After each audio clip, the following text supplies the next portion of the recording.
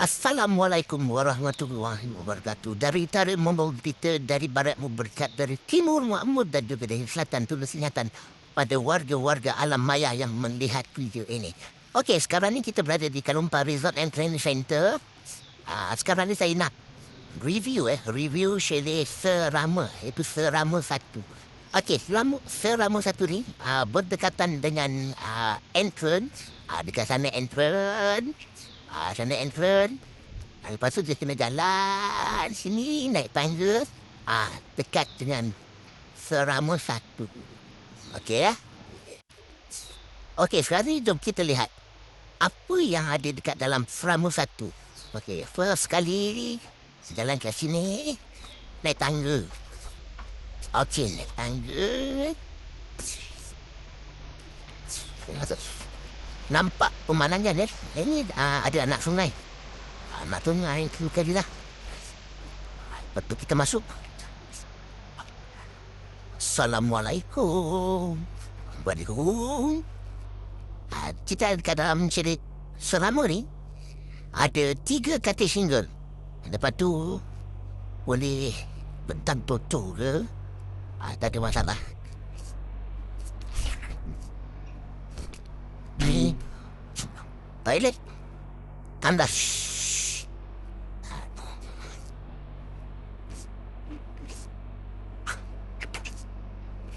Dan dalam chalet Serama 1 luaslah juga boleh menempat beberapa pasangan ataupun anak-anak.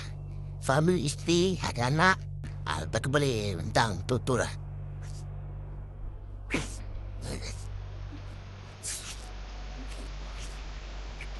Sekarang ni kita nak lihat jarak perjalanan daripada chalet Serama ke sungai.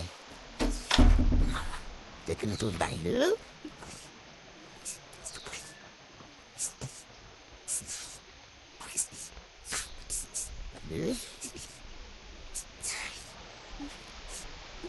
Kita lalu ke anak sungai. Dekat sebelah ni, kalau 2 minggu ataupun ada customer, kita ada buka kedai makanan dan juga kedai baju. Selalu dekat Pandas Awam. Kalau nak mandi kat sini, eksklusif pun boleh juga, tak ada masalah. Besar je dengan taksi ni.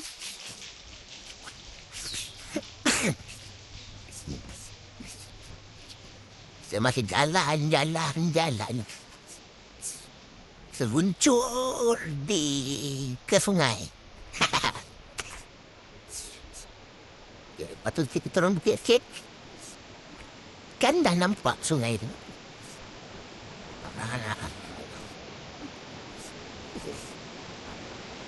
Inilah sungainya.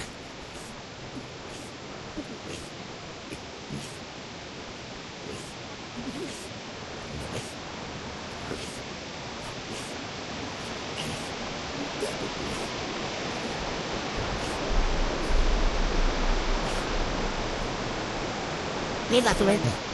Lain sih, sama Kalumpa Resort Extension. Jauh sedikit. Dekat. Okey, bye-bye.